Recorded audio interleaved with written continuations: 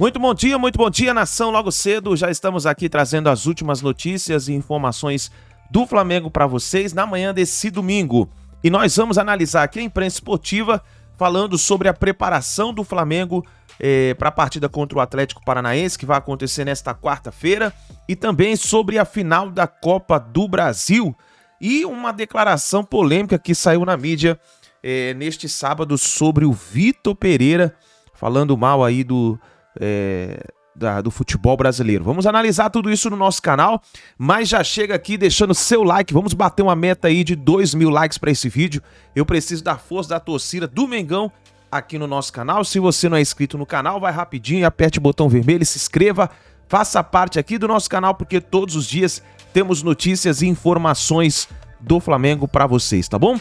Vamos analisar então aqui a imprensa esportiva falando sobre as mudanças no Flamengo. O Flamengo fez jogo treino, goleou inclusive no jogo treino, e também sobre a possibilidade da estreia do goleiro Rossi.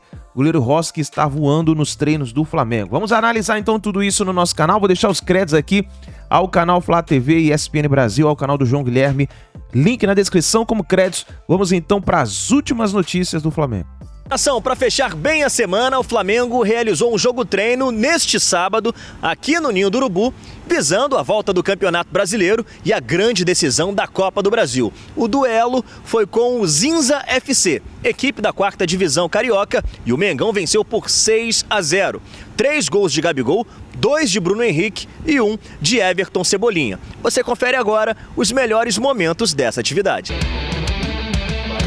E hoje também foi dia de aprendizado para alguns profissionais da comissão técnica do Mengão. Os fisioterapeutas do futebol masculino, feminino e base tiveram a oportunidade de receber uma palestra para uma maior integração dos processos no dia a dia do clube.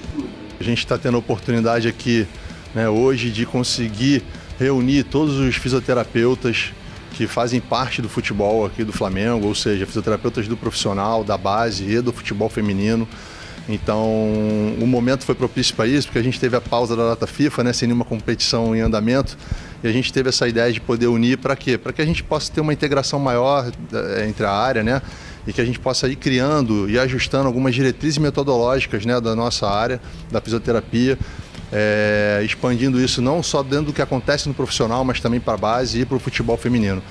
Então a gente está trazendo um profissional para poder estar gerando essa discussão com a gente, dentro de um tema que a gente utiliza muito aqui na prática, que é voltado muito para a questão da recuperação, o recovery dos atletas, que entram alguns termos mais específicos, como fotobiomodulação, eletroestimulação, eletroanalgesia, enfim, mas que com certeza vai somar muito para o nosso dia a dia, e para essa integração entre todos esses setores, essas áreas aí da fisioterapia. Eu queria aproveitar e agradecer a diretoria de futebol, o Bruno Espíndola, ao Marcos Braz, ao Fábio Soldado, por estar proporcionando isso para a gente, ao Dr. Márcio Tanuri, por poder dar essa possibilidade, criar essa possibilidade, e no próprio clube a gente está conseguindo buscar por esses momentos de aperfeiçoamento também.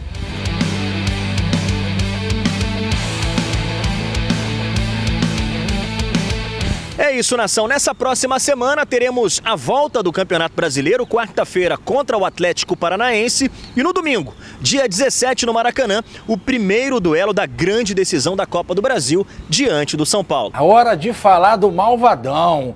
Agora nós vamos saber tudo o que tá rolando no Mengão. Parece... Eu acho que é você, Thales Teixeira. Parece que estão querendo trocar o goleiro. Sou contra. E vou dizer por que já. Tati conta pra gente. Fala, Tati. Aos 22 anos, Cunha conquistou a vaga de titular absoluto no rubro-negro após a queda de desempenho de Santos. No meio disso, Rossi foi contratado e anunciado em julho. Assim que chegou, foi direto para o banco disputar a vaga. Dos reforços que chegaram na última janela, Rossi é o único que ainda não estreou. Mas a primeira partida com a camisa do Flamengo pode estar próxima. O argentino completou 70 dias no clube e vem sendo elogiado pela comissão de Sampaoli nos treinamentos já faz um tempinho. O jogo com os pés do goleiro surpreendeu o comandante e olha que ele já tinha destacado essa qualidade. Eu gosto de jogar com os pés. Eu tive muitos treinadores que que jugaban con los pies, tuve Milito, Holland, con ellos aprendí mucho. Me gusta ese estilo de juego, asistí juegos de Sampaoli, de Flamengo antes y gosto da idea de juego y después con la diferença entre escolas Argentina e Brasil. Na quarta, em Cariacica, o Flamengo vai enfrentar o Atlético Paranaense pelo Brasileiro. Último jogo antes do primeiro duelo da final da Copa do Brasil contra o São Paulo. E a logística joga a favor de Rossi.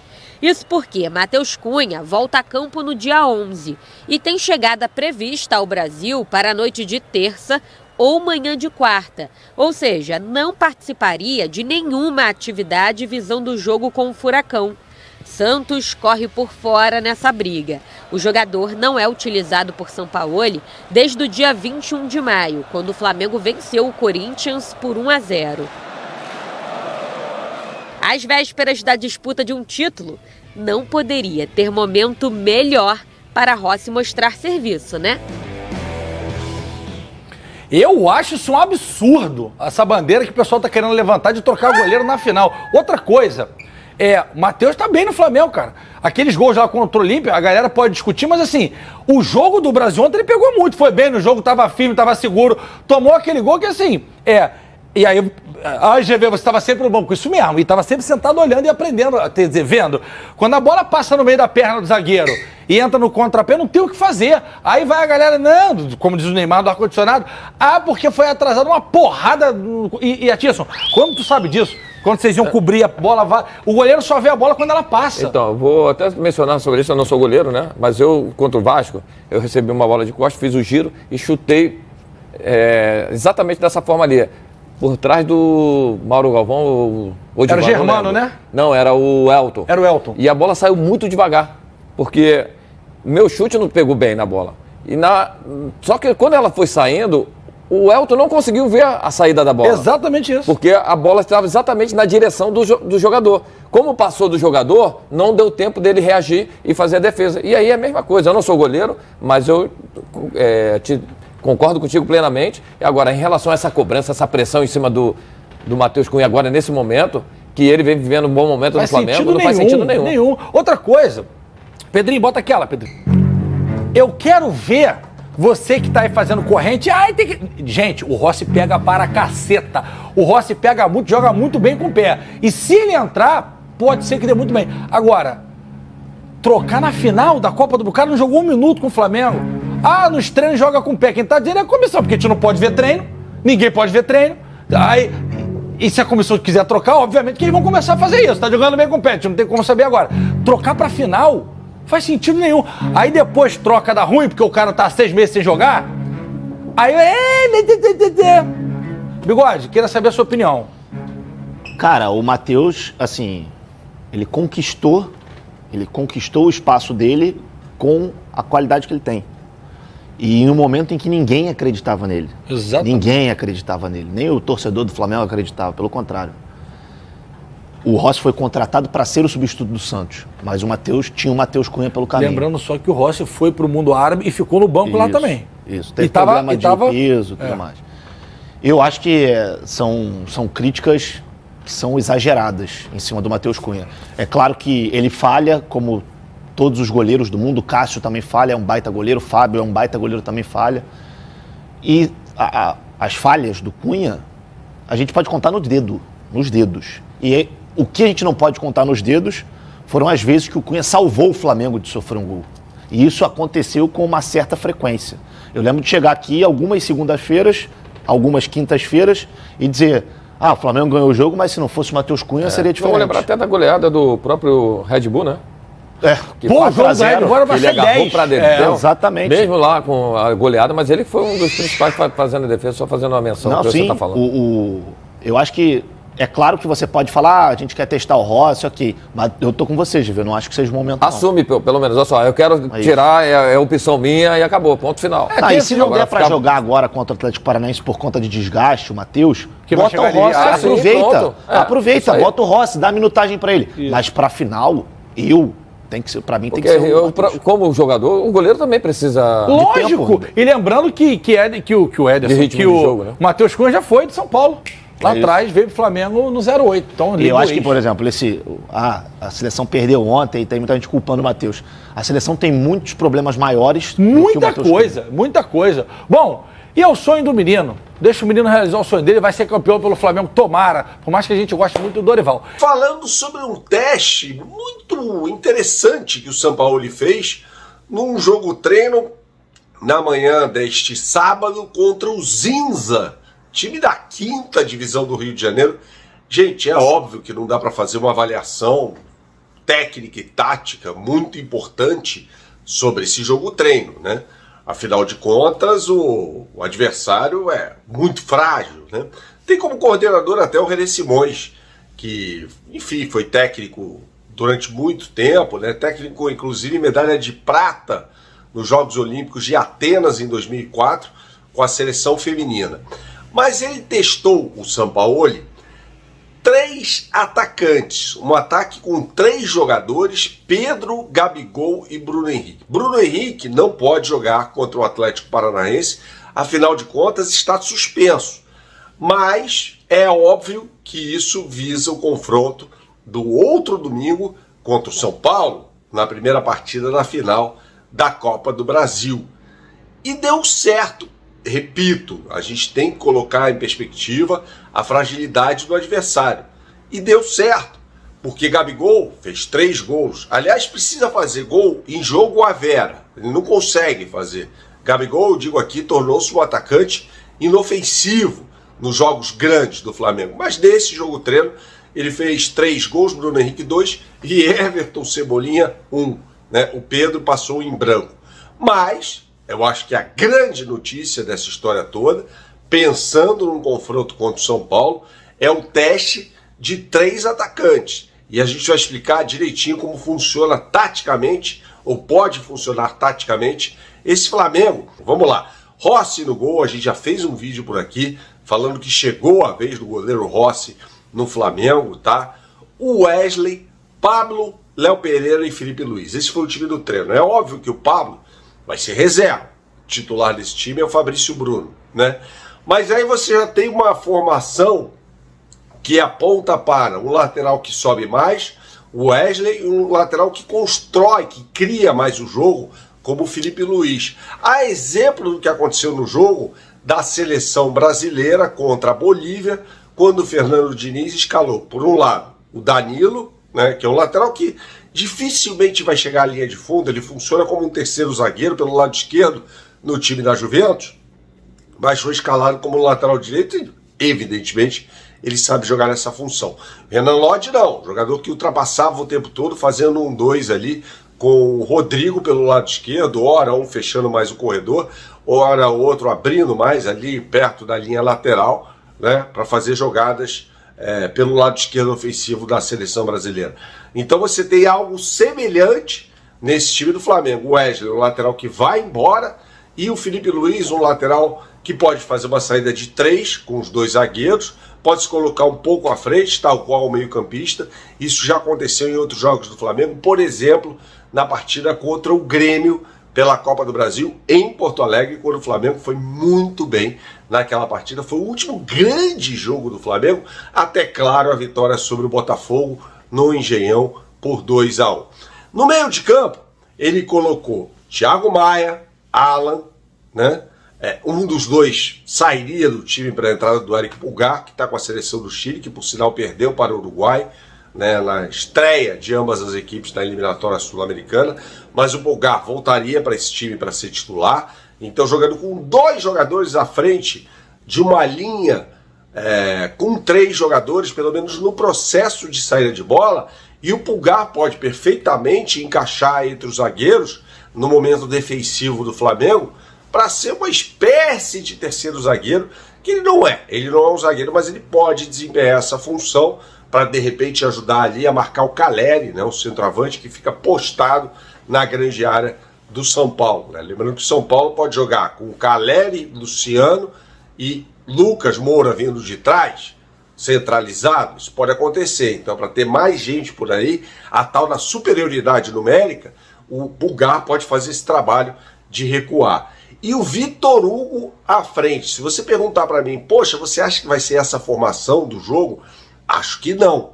Acho que ele colocaria o Gerson. Mas acho muito importante que ele teste os 3 atacantes. Pedro, Gabigol e Bruno Henrique. Bruno Henrique, titular absoluto desse time, não vai jogar contra o Atlético Paranaense na quarta-feira, mas certamente estará em campo na final da Copa do Brasil, no primeiro jogo, é óbvio, dos 2 jogos, né? Contra o São Paulo. Pedro, mais centralizado, e Gabigol podendo sair bastante da área, né? Principalmente pelo lado direito, para fazer conexões ali com o Wesley. Vitor Pereira. Que desagradável, hein? Olha, eu fui que, quando ele foi muito criticado, porque saiu do Corinthians, disse que ia ter que voltar para Portugal, que tinha um problema com a sogra, aí surgiu a proposta do Flamengo, eu gravei até vídeo e falei, olha, eu entendi a situação dele, ele voltou para Portugal, mas apareceu uma grande proposta de trabalho, ele entrou em acordo lá com a família, acha que dá para administrar a situação, então, beleza, ele recebeu uma proposta melhor, não tinha contrato com o Corinthians e decidiu vir para o Flamengo e a família virá e ele vai ter todo o suporte necessário, ok. Na época eu até procurei compreender o que aconteceu com o Vitor Pereira, sinceramente. Achei que houve a galera pegou até um pouco pesado demais, muito pela paixão, né, do clube, por ter sido trocado por um time, por outro, saiu de um grande do Brasil, foi para o outro, não quis renovar com o Corinthians e aparece no Flamengo, aquela rivalidade Rio-São Paulo, colocou a sogra no meio da história, mas aí, minha gente, ele hoje fez uma lambança histórica. O Vitor Pereira, ele hoje deu razão a todo mundo que o criticou, que o chamou de tudo o que é pior que um ser humano pode ouvir em termos da sua honra e do seu caráter, porque ele foi de uma infelicidade absurda. Eu vou compartilhar com vocês aqui a matéria do GE Globo.com. Olha, muito triste isso aqui, muito triste mesmo. E ele, totalmente sem noção, achou que isso ia ficar lá na conversa entre os colegas dele, mas não é assim que a banda toca. O mundo inteiro hoje está interligado, né? A internet uniu o planeta, não há mais fronteiras. Se você faz algo lá no Japão, aqui no Brasil, a gente fica sabendo. E por aí vai. Pois bem, em entrevista após um evento, um debate sobre futebol no Porto, lá em Portugal, o técnico Vitor Pereira reclamou da falta de educação em geral no Brasil. O ex-treinador de Corinthians e Flamengo disse que tudo é tratado com demasiada emoção em relação ao esporte no país, onde ele trabalhou por pouco mais de um ano. Ok, as coisas são tratadas com demasiada emoção. Ok, dá até para entender, mas olha o que ele disse aqui. O que gostei menos foi da falta de educação. Muita falta de educação. Muita falta de educação. Não estou apontando especificamente, mas uma falta de educação geral. E aí é que está o ponto. Ele colocou o Brasil todo no mesmo balaio. Ele falou que todos nós que somos do Brasil somos mal educados. É isso aí. É preciso ter estômago, declarou. Aí ele segue aqui. O técnico não citou os setores específicos do futebol, onde a falta de educação é mais evidente, e disse que é algo que percebeu em tudo que envolve o esporte no Brasil. Não é da imprensa especificamente, é do futebol em si. Tudo que envolve o futebol passa um pouco do limite. A emoção passa um pouco do limite. E dizem as coisas que nós aqui ainda não estamos preparados. Lá pode ser normal. Já percebi que é um pouco cultural. Para nós é um pouco difícil. Ok, mas eu não entendi o que quer dizer isso aí com falta de educação. Que tudo é tratado com emoção e muitas vezes passa do ponto. É até verdade, mas o que isso aí tem a ver com a falta de educação? Apesar do desabafo, o ex-treinador do Corinthians e do Flamengo evitou afirmar que se arrependeu da experiência. Vitor Pereira foi demitido do Flamengo em abril, não tem clube ainda, segue desempregado. Ele estava num congresso, num debate sobre futebol, isso é que é o mais curioso, ao lado de Carlos Carvalhal, que também está desempregado, e que foi alvo já do Flamengo, e de Paulo Souza, ex-treinador do Flamengo. Questionado sobre a sua experiência com os dois times mais populares brasileiros, Pereira reiterou que mesmo após trabalhar em grandes times do mundo, ficou surpreso com o tipo de pressão. Não é só em um clube, é no Brasil. Os projetos no Brasil são até a próxima vitória, e mesmo após a vitória, pode ocorrer tudo mal. No Brasil é muita emoção. Até aqui, ok, beleza. Isso acontece mesmo. É preciso ir lá para ver a dificuldade. O contexto, pensamos que estamos preparados mesmo treinando um Porto, Olympiacos, um Fenerbahçe. Até porque, Porto, Olympiacos e Fenerbahçe, com todo respeito a essas equipes, mas Flamengo e Corinthians, por terem torcidas gigantescas, tem uma dimensão muito maior, além de grandes conquistas na sua história. Ele demonstra, falando isso, que ele não tinha a menor noção de onde ele estava pisando. Ele simplesmente veio dirigir as duas equipes mais populares do Brasil e as duas religiões chamadas Corinthians e Flamengo. Ele realmente não tinha noção, E ele diz aqui, o Brasil consegue ser do ponto de vista emocional, da falta de racional, do tempo de trabalhar, de acreditar no que está fazendo, perguntaram a ele se ele assiste aos jogos de Corinthians e Flamengo, e ele usou uma certa ironia. Eu costumo assistir um bom futebol, não perco muito tempo com. Eu hoje sou seletivo no futebol que vejo. Não estou dizendo que não vejo o futebol brasileiro, mas só vejo aquilo que de fato me interessa. Ainda esculhambou o futebol brasileiro dizendo que está andando literalmente para o futebol brasileiro. Minha gente, lamentável, hein? Por isso que eu escrevi ali, Vitor Pereira já foi tarde. Porque cá entre nós, o Vitor Pereira, ele é um treinador que ele teve a possibilidade de vir para o Brasil num mercado que foi expandido para os técnicos portugueses depois da chegada de Jorge Jesus por aqui e do trabalho histórico que ele fez no Flamengo. A partir daí, essa estrada para os portugueses, especialmente, se consolidou e eles vieram. Alguns passam do ponto e começam a falar também da sociedade brasileira, de falta de educação e outras coisas mais. Como se no país deles não tivesse problemas. Tem. Em todos os países do mundo tem problemas. Uns bem menos, outros muito mais. Mas todos têm problemas, E gente mal educada você encontra em todos os lugares do mundo. Independe do nível social, do nível de escolaridade, né, do país onde você foi criado.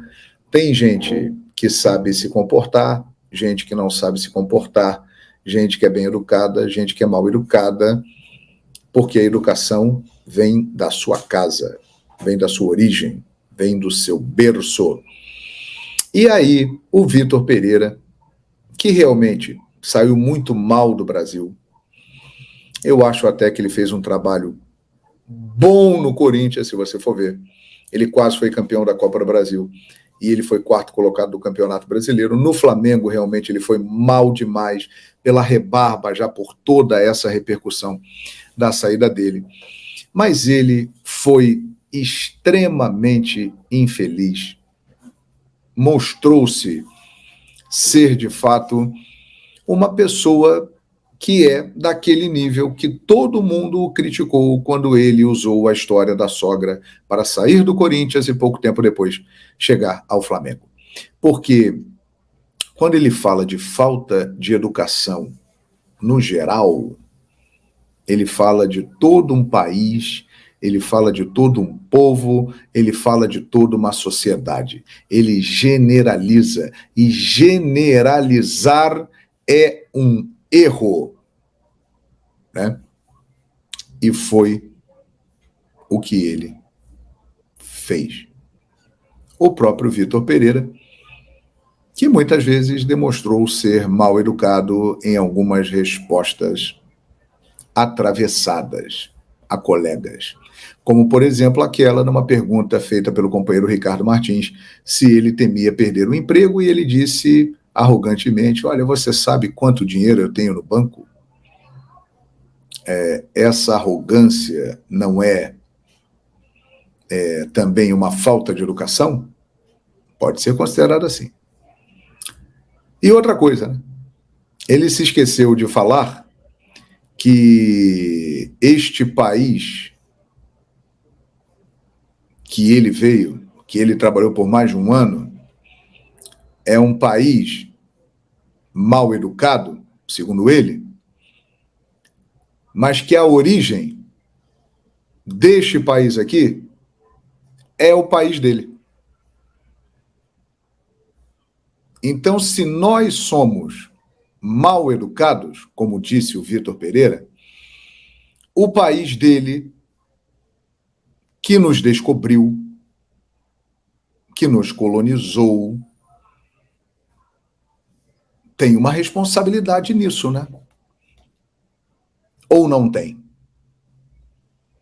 Tem.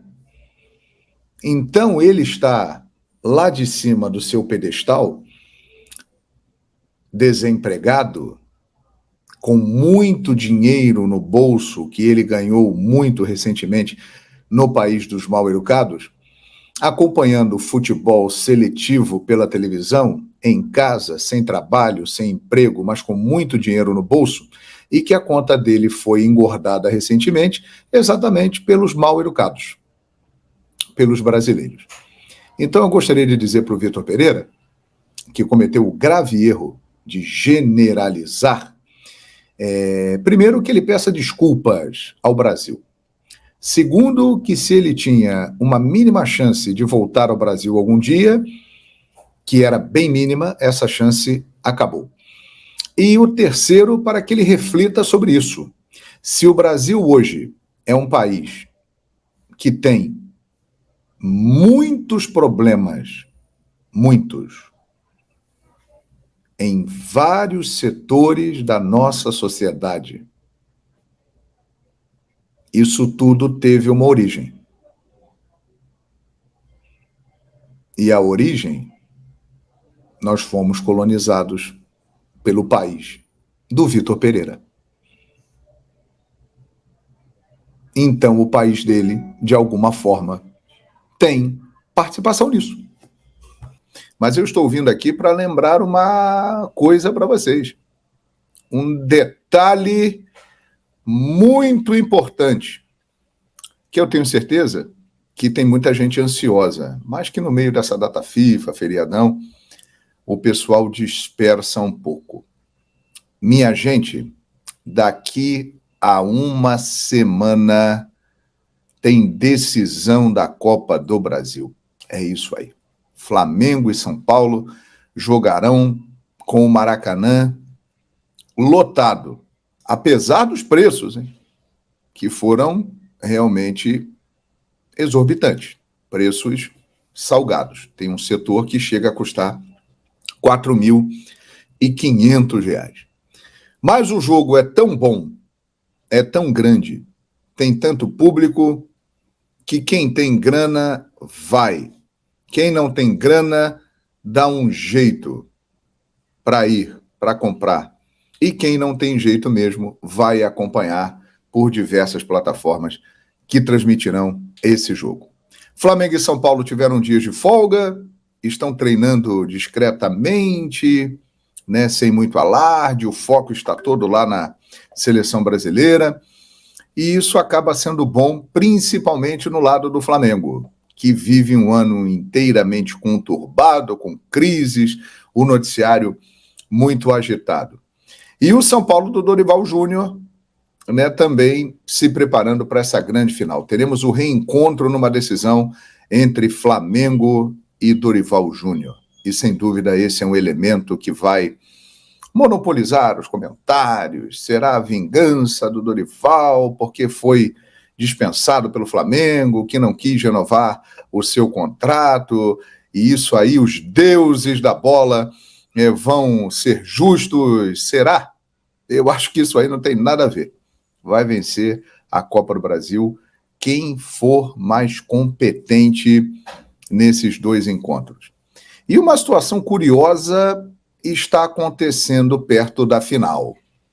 Até pouco tempo, o panorama do São Paulo era mais positivo que o panorama do Flamengo. Hoje, faltando uma semana, nós não podemos dizer mais o mesmo. O Flamengo vem de uma grande vitória diante do Botafogo, no estádio Newton Santos, uma vitória para dar moral, e o São Paulo vem de uma eliminação de Copa Sul-Americana dentro do Morumbi para o Defensa e Justiça, nos pênaltis, com Rames Rodrigues, a sua principal contratação junto com o Lucas Moura, perdendo o pênalti, né, que acabou eliminando a equipe do São Paulo.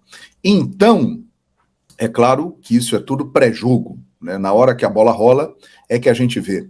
Mas perto da decisão, o panorama começa a mudar. O Flamengo vive ainda problemas internos muito graves, está tentando solucioná-los, e essa vitória contra o Botafogo teve uma importância muito grande. O São Paulo tem a motivação de jogar em casa a última partida e poder conquistar um título inédito. O São Paulo nunca foi campeão da Copa do Brasil. Pode ser dessa vez dentro do Morumbi. É apenas a segunda final do São Paulo na Copa do Brasil. O Flamengo, que tem aí 4 títulos, né, chega à sua 9ª final na competição. O Flamengo venceu 4 finais e perdeu 4. O São Paulo tem Lucas Moura, que é um jogador que, de fato, chegou muito bem e está mostrando um nível muito acima do que é praticado aqui no futebol brasileiro e pode fazer diferença. O Flamengo dificilmente terá Arrascaeta no primeiro jogo. Ele está se recuperando de uma lesão muscular. Esse aí é um ponto favorável ao tricolor do Morumbi. Sem dúvida, são jogadores que podem fazer a diferença. E uma pergunta aqui, hein? Uma curiosidade. Faltando uma semana. Gabigol vai ser titular do Flamengo? Vai? Não sei não, hein? Porque no último jogo ele não entrou em campo contra o Botafogo. Houve um desgaste interno muito grande com a postura do Gabigol, festa de aniversário, parece que o Sampaoli não gostou muito do comportamento dele, e o Sampaoli, quando pega a birra, é enjoado. Você viu que ele não colocou o Gabriel na partida contra o Botafogo. Flamengo e São Paulo jogarão ainda pelo Campeonato Brasileiro antes da decisão da Copa do Brasil. O Flamengo jogará em Cariacica, porque o Maracanã está fechado, contra o Atlético Paranaense e o São Paulo vai encarar o Internacional. O Bruno Henrique e o Ayrton Lucas estão suspensos. Eles não poderão jogar essa partida. E por que eu estou citando isso? Porque esse jogo vai dar para medir se o Gabigol tem chance de ser titular contra o São Paulo ou não. Será que o Sampaoli vai colocar o Gabigol na vaga do Bruno Henrique e vai formar a dupla Gabigol e Pedro? Ele não costuma fazer isso. Raramente fez. Ele pode optar por Cebolinha, que está numa fase terrível, e a galera vem pegando no pé dele, do Cebola. Será que ele vai optar por Cebolinha? Ou vai optar por uma outra formação, enchendo mais o meio de campo, já que ele também não conta com o Luiz Araújo? Eu sei que essa é uma curiosidade. Gabigol, histórico jogador do Flamengo, decisivo, autor aí de gols que deram ao Flamengo 2 Libertadores na América, ele está em baixa com o treinador internamente. Será que Gabigol vai ser titular na decisão da Copa do Brasil? Uma coisa é certa, mesmo ele estando mal, o Flamengo sabe que ele é um cara que pode fazer diferença, porque ele é predestinado. Ele aparece nesses momentos decisivos. Chegou a hora de Pedro. Pedro deve ter uma sequência agora. Fez um bom jogo contra o Botafogo, deve ser titular contra o Atlético Paranaense e tem grande chance de começar a final da Copa do Brasil. É isso aí. Já o São Paulo terá Lucas Moura, terá Caleri, terá Luciano, Caio Paulista está voltando de lesão. É um jogo, meus amigos e minhas amigas, que ninguém quer ficar de fora. Então não tenha dúvida. O Flamengo e o São Paulo terão as suas forças máximas. O Flamengo vai em busca de um pentacampeonato. Seria um bisseguido. E o São Paulo quer uma conquista inédita. Eu estou prevendo uma final inesquecível e histórica. E em termos de favoritismo, sinceramente não tem. Eu só digo uma coisa, o momento do São Paulo até pouco tempo era melhor, mas a página está virando no Flamengo, hein? Na reta final, na hora de chegar. E aí, dependendo do que acontecer no Maracanã, no primeiro jogo, a gente já pode ter uma ideia do que vai acontecer. Agora, nesse momento, sinceramente, eu não consigo apontar um favorito para a grande decisão da Copa do Brasil. E aí, hein? Qual é a sua opinião? Tem favorito? Flamengo? São Paulo? Quem vai ser o campeão da Copa do Brasil? Daqui a uma semana, no próximo domingo, eles estarão frente a frente no Maracanã, 4 da tarde. E no outro domingo, 4 da tarde, também no Morumbi, aí no jogo que vai decidir quem vai ficar com a taça. Eu te amo, futebol! Viva a Copa do Brasil! Que decisão, hein? Mas cuidado com ela, hein? Porque a Copa do Brasil é maquiavélica. Então tá aí, nação. Essas foram, então, as últimas informações do Flamengo. Vamos ver como o Flamengo vai jogar primeiramente com o Atlético Paranaense, porque aí vamos ter uma ideia do que vai acontecer na final da Copa do Brasil. Vamos ver se o técnico Jorge Sampaoli vai fazer alguns testes, como por exemplo foi muito falado essa semana sobre o goleiro Rossi, que jogou como titular nos treinos do Flamengo. Vamos ver o que vai acontecer. Então é isso daí, nação. Obrigado por você estar aqui até o final do vídeo. Deixe seu like, se inscreva no canal e a gente se vê daqui a pouquinho no próximo vídeo.